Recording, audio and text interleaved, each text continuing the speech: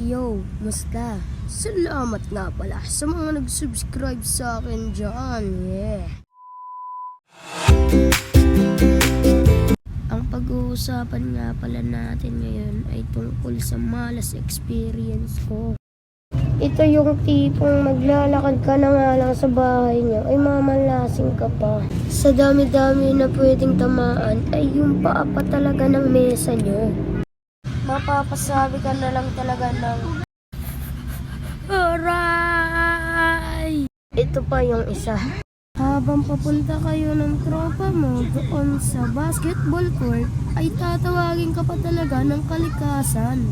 What the heck, man? Hindi ko na malayan na meron ng poop yung short kong suot.